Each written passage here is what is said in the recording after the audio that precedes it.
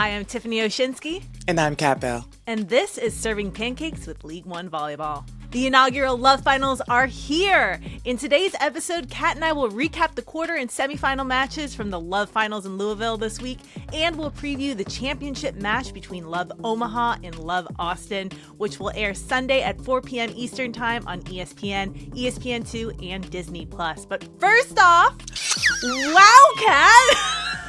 Wow, Mom! I don't have a voice.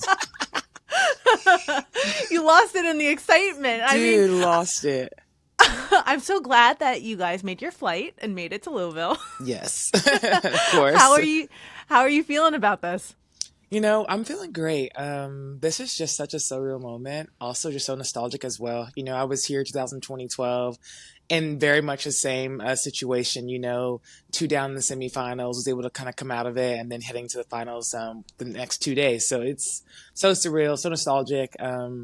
Such an amazing blessing and opportunity to be able to do this with these girls, and be able to showcase this for the youth as well, be able to witness this history being made. So I feel great. I feel really good. I love it. I'm like calm. Well, can you tell? I'm like calm. You need the calm before the storm, right? Exactly. Well, we'll get more in depth into your matches in just a minute. But before, so going into the finals this weekend, what did you ladies talk about as a team? What did you know that you needed to do to prepare and get ready for what was about to come? I think the main thing we all talked about was just that, no matter what's happening, the past doesn't matter. Every day, every night is a new opportunity to be better and to be better for each other and to grow. And, of course, we've faced everyone multiple times throughout the season. But, it just depends, like we've always said, throughout our time together, who's going to show up. So just trusting each other, trusting what we have, what we can create, and going out there and executing the plan. Talking about the regular season, I saw a lot of people on social media being like, with all 6 teams going to the finals, what was the point of the regular season? Mm-hmm. Can you talk about the importance of the regular season, especially going into a scenario where all teams make the playoffs? Yeah, of course. The regular season matters just because it helps you build that continuity and just kind of helps you, it gives you an opportunity to be able to see other teams and what they have developed and what they have to grow. From day one, Atlanta wasn't what they are, last night, or, we weren't where we are from day one last night as well. So it just gives you a chance for your team to develop and to, showcase and play against other teams that can help you be a better team. I will say, it's a shortcoming, obviously, with everyone making the playoffs. But as we know, we've been saying the entire season that, like, every night, every team is close. Every team is built to be able to compete from the starting lineup to the bench. So when you're bringing in, a bench player from a substitution in from the bench, you're going to get the same kind of caliber. You know what I'm saying? So it just comes down to who's going to show up every single night, like we've been saying all season long. One of the things I love about this league is the parity and how any team can win at any time, which is why, I feel like all 6 teams are in because anyone could win. And I also feel like, if Love decided to change the playoffs, right? If they switched it up where maybe only the top 4 teams made it, it would be something finals, like that. Yeah. But the crazy thing is that Austin was 5th and Omaha was 6th. You two are playing in the finals. If they switched it, you guys would not, like, the finals this year wouldn't be the same finals, right? Yeah, and honestly, it would make sense. I'm not gonna take away from any team or our team as well. I think everyone is deserving of the opportunity, and it's been a mental game for each team every match. You know what I'm saying? And there's pressure to it. Being in position like Atlanta, you're the top team. You're going against a team that you beat, not just beat, like smacked around. The entire season, and there's kind of that pressure of that we beat them all season long. This is just another, not a walk in the park, but just one of those same kind of nights. And that's what it was looking like, from our match. And then for us, it's like, for me, what I'm not used to is being a Cinderella story. I have never been on a Cinderella team. And this is what what it kind of felt like. And for us, it was no pressure. Again, we've been smacked around by Atlanta the entire season a little bit. And it's like, okay, what do we have to lose now? An error is going to be an error. If we're going to go out, bang. If we're going to go out, might as well go down swinging, and that's kind of what it came down to in the third set. For sure. Well, we'll get into that semifinal match in just a second. Let's start first with the quarterfinals. Thursday night, you ladies started off the the weekend. Love Austin, shocking the world like you said you guys were going to do last Shock the week. world, baby, yes. Persevered over Love Salt Lake in a battle 5-set reverse sweep where every set was decided by 2 points, 24-26, 24-26, 27-25, 25-23, 18-16. Now, we've talked a lot about finishing on this podcast, and in the regular season, Love Austin played 5 sets and lost 4 of them, including the final match of the regular season, which was against Love Salt Lake. So what was different this time? Again, we don't have anything to lose, you know. We have an amazing opportunity ahead of us, and this is just something that we can be able to move forward with. And let's try to give them something different. You know, I think both teams plays really well. A few numbers were kind of off. You know, I think Molly was the only one that hit over 250, but we as a team, you know, it balanced out pretty well. We blocked out like crazy. So, you know, again, just trying to have that, like I always say, that like goldfish memory, you know, even though we just played in the week before, I mean, a few days before, it's something new. It's a whole new opportunity, a whole different atmosphere, and just being able to learn from the mistakes that we made prior. Mm-hmm. So talk to me about what was going on through your mind in this match, because, you know, every set was so close, and especially that 5th set where you ladies started off with the lead, then you lost it, and then you got it back.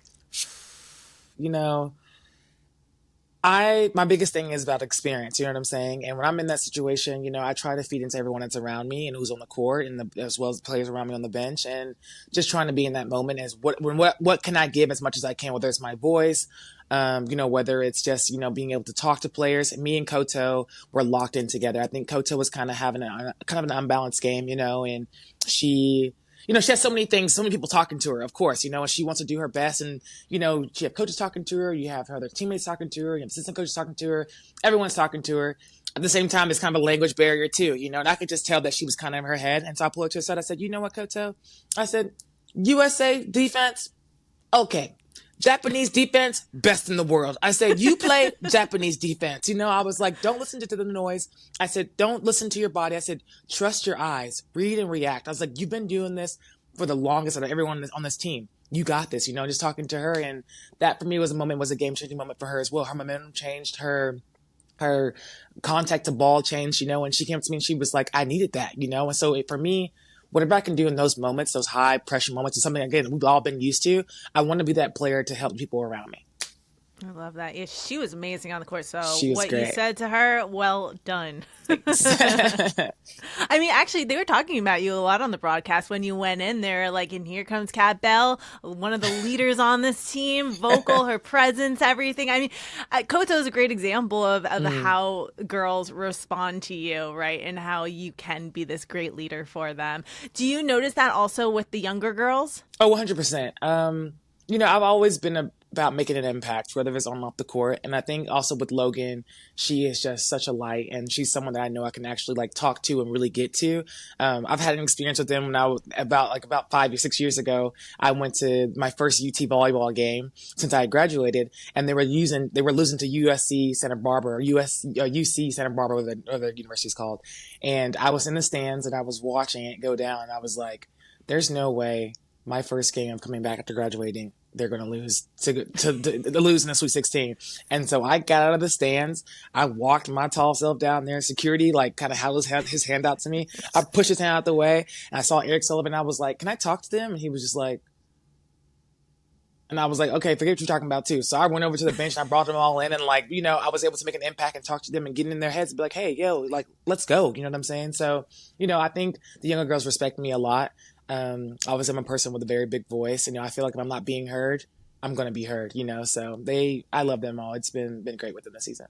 Mm-hmm. Well, it's showing that it's paying off. So yes. You're in the finals. There we go. All right. And let's also talk about middle Molly McCage, because, you know, she showed up and showed out. She balled that night, earning a well-deserved player of the match honors thanks to 20 points from 13 kills, 6 blocks, and an ace. So talk to me about Molly and her performance Thursday night. I love Molly. You know, I have watched her since she was in high school, and just as a pro, I've been able to watch her go through her adversity and her challenges, and just to overcome and rise every single time has been it's an inspiring for me as well, and to see her, to be able to play with her and to see her out there doing what she loves and to bring the passion that she brings and to be able to be successful in this sport, it means everything to me just as much as it means to her, So she is such an amazing person, athlete, friend, and it's been great to witness her greatness all season and throughout her entire career, actually. She was so fired up that night. She was going every in. Cutaway. When she blocks, she always leaves her hand up, and I'm always like, the claw, from Toy Story. It's so cool. Love that.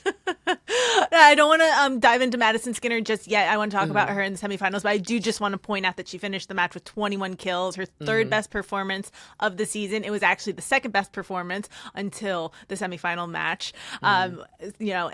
She got those 21 kills, even though there was the double sub happening, which, like I said, I just want to point that out, that's an amazing thing for Madison Skinner to accomplish in that match. So let's move to the second quarterfinals match, which was number 6, Love Omaha, upsetting number 3, Love Madison in 4 sets, 25-17, 18-25, 25-18, 25-21. Now, I feel like the scores of this match don't really showcase how close it was. I feel like it was so close, and especially the length of those rallies. Yes. There were some intense rallies in that match. So talk to me about the defense. You know what? Justine. This girl, never ceases to amaze me. She is just so great. She is such a leader back there, and be able to pass for them, play the balls up for them, and her out of system setting is literally out of this world.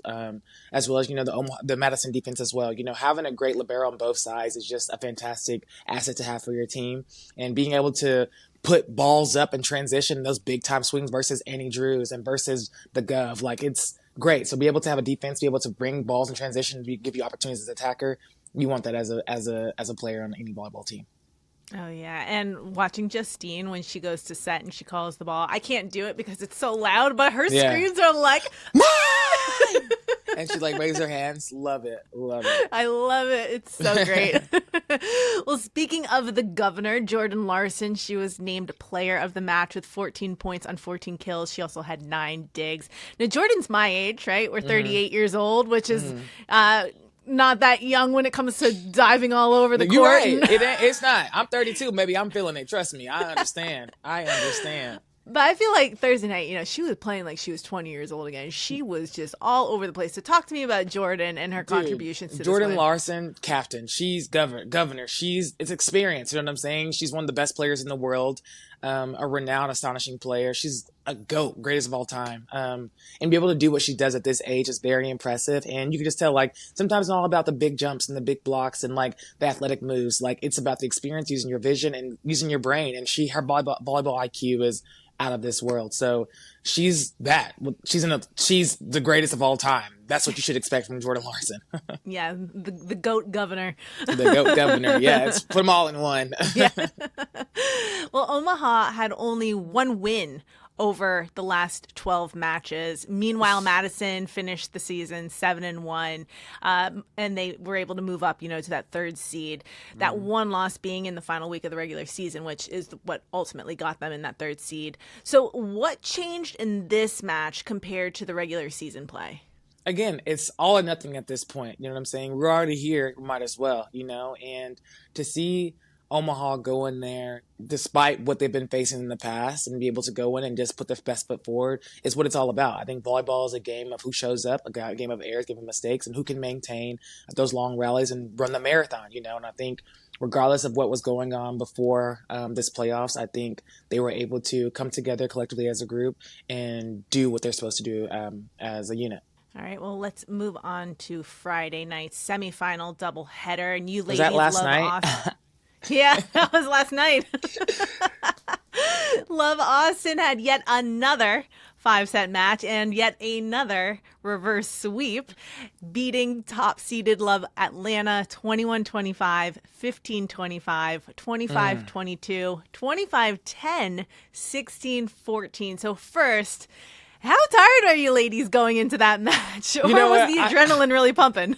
Honestly, I have to give it up to our girls. I have to give it up to our squad, to our staff. Chris came in after the game last night. I told him, I said, "Ha, just kidding. You thought we were joking around this whole time. We were going to do this the entire time." The resilience, man. The resilience. When you get on a team with a group of women, there's different personalities, there's different chemistries, and that's just what it is. And I think as a team, we do face that, if I'm being completely honest. Everybody, we're not the best tight-knitted group, but we care about each other, and there's a certain level of respect that you just have to have. And I think we do have that. But I can genuinely say that I felt like last night, this weekend in general, but definitely last night, was the first time I actually felt that we genuinely as a group wanted what's best for everyone, no matter who was out there, no matter what was happening. I feel like everyone was just breathing into each other and feeding to each other to get us all, over that hill, you know what I'm saying? And even coming off a fifth set match the night before, to be able to put the same players out there and then to come out and bring the same energy and the same heat. Actually, the numbers were even better than the night before, was amazing. And I'm just so proud of them. I'm so proud of this group as a collective. And I just want us to keep it's not about volleyball, just riding the vibes that we have with each other right now. And it's very almost emotional. I felt myself almost crying a few times last night just because I'm on the bench, just because there's just a feeling, you know what I'm saying? And I felt like for the first time, we were able to touch that base of that feeling. And it was just great. And I think last night it showed, and the result was amazing. And I just have so much love and respect for these girls. It was great. Yeah, it's magical when your team comes together on a different level besides just playing well, right? It hits this emotional level, which is what's going to help you.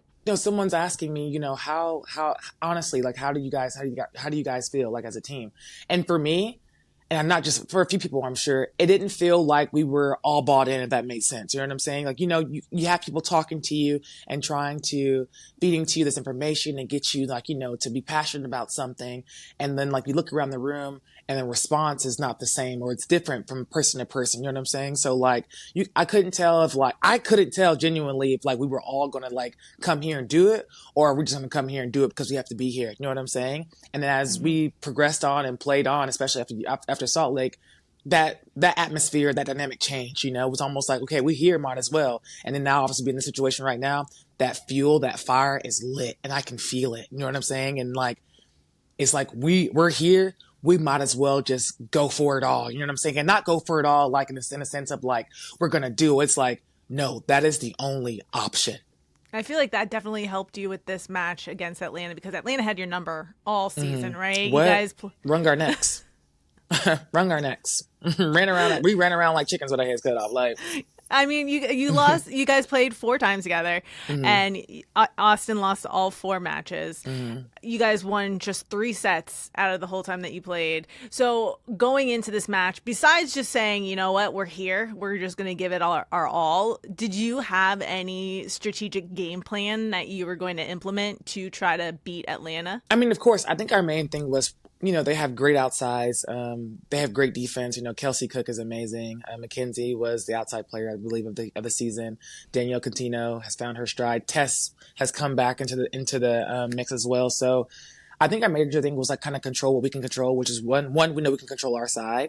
And Atlanta's a team that doesn't make a lot of mistakes.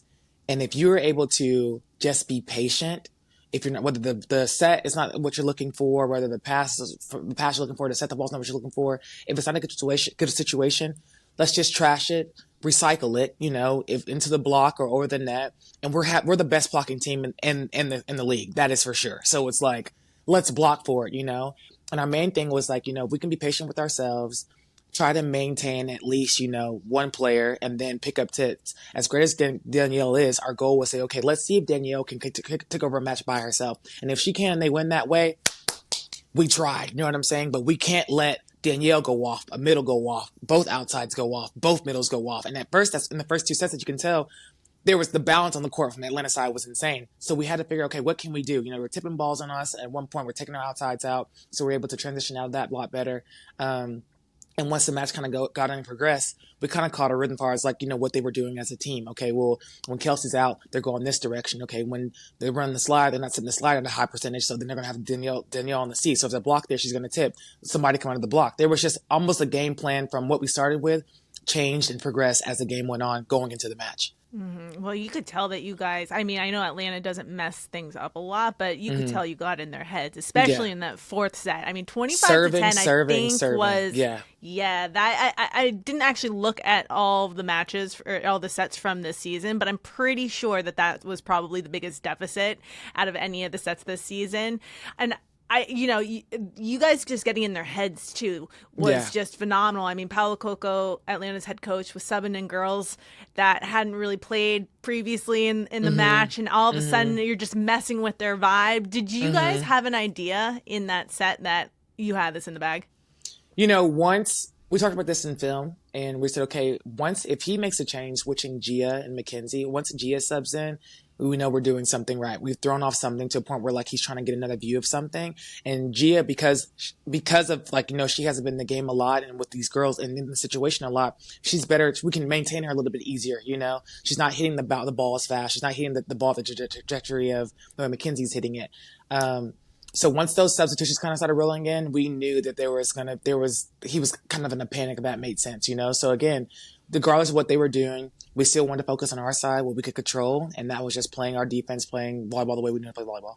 Well, let's talk about Madison Skinner. She was player of the match, finishing with 29 points from 25 kills, a block, and 3 aces. Back-to-back nights with amazing numbers. And we've talked about this before. She's fresh out of college. It's amazing. So just talk about her awareness and her ability to be able to play so well at the pro level. Yeah, I think coming in, Madison was just trying to find her stride and her rhythm. The block is different. The defense here is different. The atmosphere is also very different.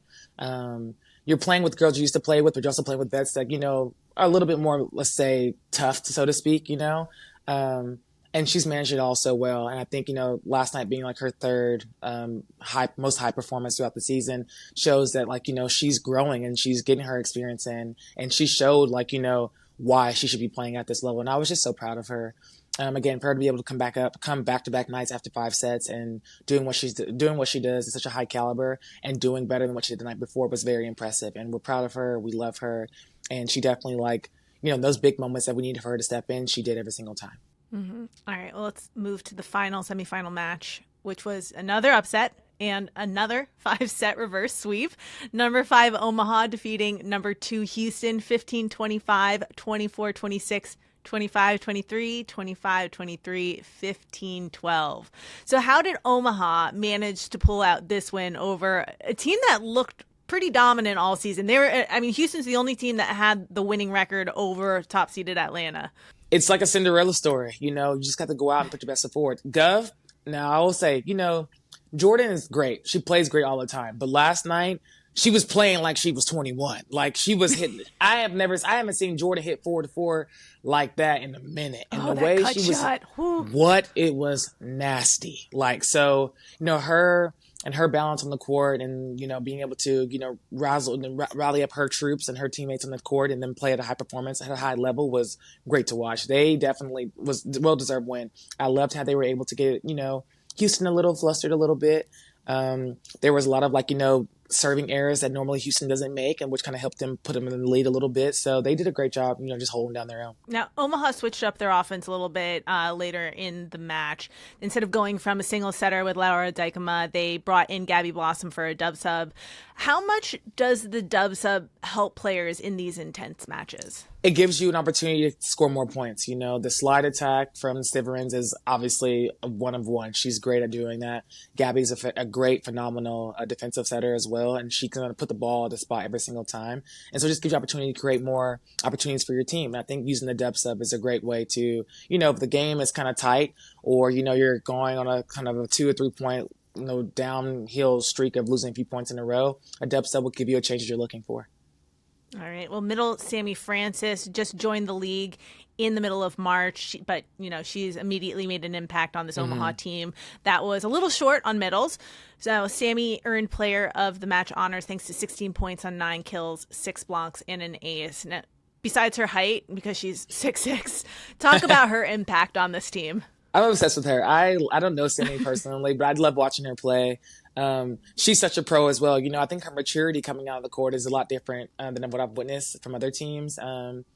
She's looks like she's been on this team been on their team for a long time. She's been doing this for a long time. She caught her stride very early in her rhythm with the setters as well. So, it's been great to watch her develop as a player and see her out here as well. And Omaha, as we've talked about, has some older players like Jordan Larson, who's 38. Their setter, Laura Deike, is 35. You're also in your 30s. You guys have players on your team who are in their 30s. So just talk to me about the recovery at the age after, at this age, after you're playing such intense matches, to go from, back-to-back 5-set matches to get ready for the finals. How do you get your bodies ready for this final showdown? Sitting down is your friend, sitting down as fast as you can. Normatec, which is our the compression boots that you use to put on your legs, Normatecing, putting your legs up. We have massages available here to us, so we can get in there whenever we can. Hydrating, and I think a lot of it is also just mental, as much as your body may physically, if you can get your mind and control your mind of what's going on around you and how you're feeling, you can control your body and what you feel. So, and lots of Advil. I know they're taking Advil. Y'all popping Advil like candy. Don't lie. So I think Advil, a little icy hot. Oh yeah. But yeah, just sitting down and just relaxing and trying to, like I said, decompress and, mentally, if you can, your body's going to hurt. This is what it is. This is part of it. But I think, again, if you can control that part of it mentally, you'll be just fine. All right. Well, speaking of the final showdown, the title match is Sunday between number 5, Love Austin, and number 6, Love Omaha, a matchup I don't think anybody expected. So what do you ladies on Austin need to do to get the final W? Focus on our side. Omaha has some great athletes. Obviously, they have an amazing defensive specialist as well. I think just, what's helping us right now is just doing us, focusing on us, being patient, being clean, and just staying together. We just kept saying, stay together, no matter what's happening, just stay together. We're going to have to obviously make some adjustments, obviously with serve receive and serving. We're going to be serving some of the best passers in the world as well. And especially to make a sub with Lexi Rodriguez, her putting her out there. So just trying to get an off balance and trying to see where some good spots to serve. And, putting up a solid block. The Gov is going to be who she is, and they have Stivrins on the slide, and they have Sammy in the front row. So just being able to put up a big, good block, serving well. I think serving is going to be our best friend for sure. If you can get them out of system, it'll be easier to maintain, I think, a little bit. And for Omaha, without giving away your playbook and your game plan, what does Omaha need to do? Pray. Just kidding. That would help. Sorry. That came out too fast too. But honestly, that's how we're feeling. You know what I'm saying? There's a charge I can feel. It's giving dog. It's giving foaming at the mouth. It's giving we're just ready to just break out of whatever's about to happen. But honestly, just again, the best thing they can really do is, play their best game. It's do or die, I think, at this point. And, we both deserve to be here. We both worked really hard to be here. We have the same amount of, kind of recovery time coming into the next match. And what can they do? Play volleyball the best way you can, because we're going to play our best way we can. So, yeah, well, it's going to be so exciting I'm to watch. Trying not We're to talk actually shit having about a talking love shit. finals. We're actually having a love finals watch party at my house on Sunday with a few families and our daughters and stuff. So it's going to be a lot of fun. We're so excited. And I mean, these finals have been everything a volleyball fan could want when it comes to watching volleyball, right? Upsets, reverse sweeps, insane defense, hard hits, close matches. So I can't wait to see what you ladies bring in this title match. And for anyone who is ready to watch, you can watch the last match of the inaugural season at 4 p.m. Eastern on ESPN, ESPN Plus, ESPN2, and Disney Plus, and we will see who will ultimately hoist the inaugural Love Trophy. Best of luck, Khat. Thank you so much. And one more game. Let's go. Thanks for watching Serving Pancakes. Don't forget to subscribe and hit the like button. You can also listen to the podcast version on the iHeartRadio app or wherever you get your podcasts.